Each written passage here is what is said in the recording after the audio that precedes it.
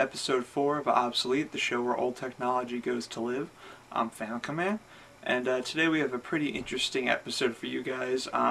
This is the first episode to feature guest segments, and we have a guest segment from Shinmaryuu and another guest segment from Patt. And without further ado, we're going to go into Shinmaryuu's segment. Hi there, this is Shinmaryuu for, Obsoleet, I guess, in this case. I'm doing a little bit of a guest segment here. If you have any questions about the following guest segment, hit me up on Twitter at Shinmaryuu. This segment is going to be a small lesson on scrap stereo systems, buying a stereo system from a thrift store, and how to get the most of it from your money when you're buying a full-on stereo system by the component. So first off, a little tour of what I have currently as my stereo system and a few of the downfalls of that. This is my personal stereo system. This stereo system is a MCS stereo system. I'd give you the exact model number, but I don't really feel like yanking this giant beast away from the wall. So what this stereo system is it's basically a all-in-one component system with a built-in power supply, which means you can't replace any of the single parts because it's all built into, something that weighs about as much as an old 1970s Buick. So, one of the downfalls of this system is MCS was a somewhat of an off-brand of an off-brand, which was then sold by JCPenney's and Sears as the greatest thing money can buy when it comes to a stereo system to people who didn't know better. These systems were basically built in China using parts from lesser-known electronics manufacturer companies. The ones that I know of are Panasonic and Technics and Matsuhita. So basically, these were, they were decent electronics companies that then had their parts assembled in questionable Chinese factories. That way, JCPenney's and Sears could sell these systems for quite a low price to the consumer. Now, if you think about it, this is the age of the stereo. This is when people really wanted to go out and buy a great big stereo system for their living room and have parties and things like that with the big booming speakers, and this was the age of the audiophile, as they say. This is back when you could probably spend as much on your stereo system as you did on your car, depending on what kind of components you put into it.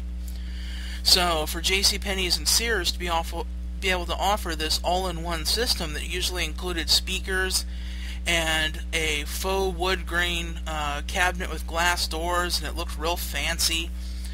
For them to be able to offer this at a low price was definitely a huge advantage for JCPenney's and Sears.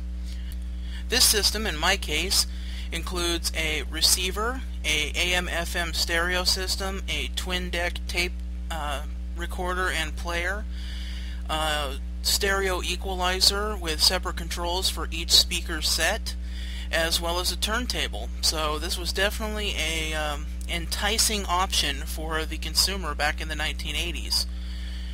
So with that, this next little segment is actually going to be showing what's on the bottom of my stereo component rack, which is my CD changer. Okay, my CD changer. My CD changer is a 5-disc Sony CD changer.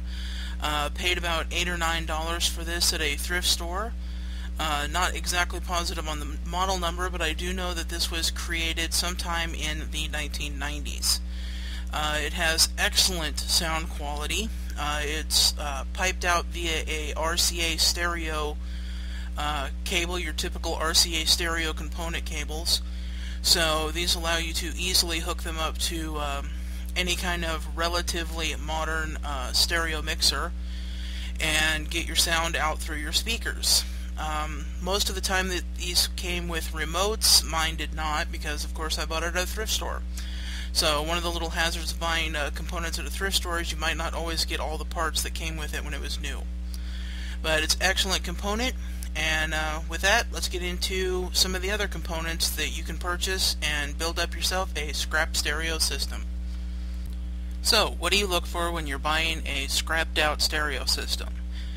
First of all, you're going to want components from the 1980s and the 1990s, and you're going to want to buy these components on either eBay or at thrift stores. I'd recommend thrift stores. You're going to get a much better price.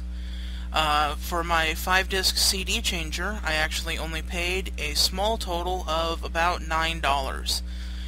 For the entire MCS shelf system, including the great speakers and all that kind of stuff, I spent $40. So in total, I only have $50 invested into my current stereo system, which actually included the shelving and everything else as well.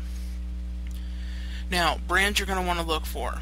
First of all, the biggest brand you want to look for is it's a Japanese company that was originally owned by Philips and was a pioneer in the compact disc technology. The company is called Marantz. They built some insanely cool CD players, but then went on to build ridiculously high-end audio components. A lot of people will swear by the tube-based Marantz receivers and tube-based radios by Marantz. I personally am not a big fan of tubes these days because they're kind of a pain to replace, but that still being said, a new or old Marantz receiver will not do you wrong. These things are absolutely amazing. They are built like brick poop houses. Any audiophile will tell you that these things are absolutely amazing. The other companies you want to look out for when you're buying components are Sony. Sony has been a long-known component manufacturer for stereos and electronic equipment. They build high-quality products that normally last quite a long time and go the distance. You want to look for Pioneer. Pioneer has been known to make some really good audio equipment as well. Now, Sony and Pioneer are both consumer-based companies, but that doesn't mean that they make bad product. Some of the companies you want to avoid, once again, you're probably going to want to avoid MCS. I was not pleased with what I purchased in the MCS brand. They cut a lot of corners to save money, and when it came down to it, they were selling these things at JCPenney's back in the day when a stereo system could cost you almost as much as your car. So, and these things were budget systems, so they dropped a lot of features, they dropped a lot of quality control to get these things made and into people's homes, and back then you really didn't have the information to tell you, hey, you know what, these things aren't that great. When it comes to turntables, I cannot remember the dang company off the top of my head. It's not Tektronix, but anyway, there's a company that makes really good turntables that are not expensive. Audio-Technica, there we go. So, you can hit up Amazon and get you an Audio-Technica turntable, and it will last you pretty much forever, because, I mean, not a lot of people are actually going to use their turntable. But it's definitely a good brand to own. They're not that super expensive that you get with some of the more boutique turntables. And a lot of the times, Audio-Technica is a brand that a lot of DJs use when it comes to record scratching. So these things are pretty high-end turntables. When you get a turntable, make sure you get a direct drive turntable. The belt drive turntables can be a little bit of a hassle when it comes to maintenance, and the direct drives normally are a little bit quieter, and I don't know, I just like them better. I like direct drive turntables quite a bit. So those are some of the component manufacturers that you should look for. A little bit about turntables, a little bit about buying scrapped out stereo systems. As I said, hit up your thrift stores, go to the electronics department, and for probably $100–150 you should be able to build yourself one heck of an old school stereo system. A lot of the cabling that you will need you can pick up from different places like Radio Shack. Make sure you get yourself some nice speaker cable, some good terminal connectors. A lot of the times for my equipment I would actually replace the terminal connectors with some pin snap connectors, or some just straight up plugs, because a lot of the old screw type connectors are prone to corrosion and not working very well. So thanks guys for listening. This is Shinmaryuu for Obsoleet, doing a little guest segment thing here. Talk to you guys later. If you have any questions, you can hit me up at Shinmaryuu on Twitter. I think Shinmaryuu did a really good job with that segment. I've actually known him for about what feels like a decade. It's probably actually been 5 years, and we met through Hack5 and Hack5 IRC. And he's a really good guy. He recently redid his website, and he has an awesome YouTube channel. And he used to have his own show called The Random Acts of Anarchy, and it was a video show that lasted one episode based off of his podcast of the same name. And that show was actually a big inspiration for me to do this. I mean, you see a bunch of shows where you have a bunch of hosts and lots of production value, but he just had himself, you know, and a camera, and he made it work. And I thought that that was something that could be doable after watching that. And right now we're going to go into a bit of a cleanup segment from some of the past stuff I've done from other episodes. And sometimes I have questions about the stuff that I'm using and I don't even know what it is. And other people offer up their ideas of what it could be used for. Now, in episode 2, I said that it might be possible to redbox in the UK, but I recently got a tip from Metatron, who said that you can't redbox in the UK.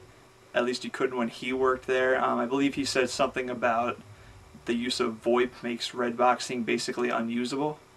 And also, from that episode with the tone dialers, I talked about the little jack that somebody added to the tone dialer, and TestMad said that it might have been used for like a homemade lineman's handset, which is sometimes called a beige box. So maybe somebody found a way to hook alligator clips on there, and you'd hook it up to the phone line, you can dial directly in. I'm not entirely sure why that would be a good idea, because you couldn't like hear or talk, but maybe you could even hook that up to, I don't know, a microphone, speaker, something like that. And that was basically the thing that Cheese thought it was. He thought that it was so you could hook up an external speaker, you know, maybe have the dialer in your pocket, the speaker in your hand, something like that. Now, from episode 3, when I had the Betamax player, and there was all the weird kind of knobs on the front, I actually had 3 people correct me on what those are for. Moonlit, Ion Farmer, and Mr. Intellivision. And they all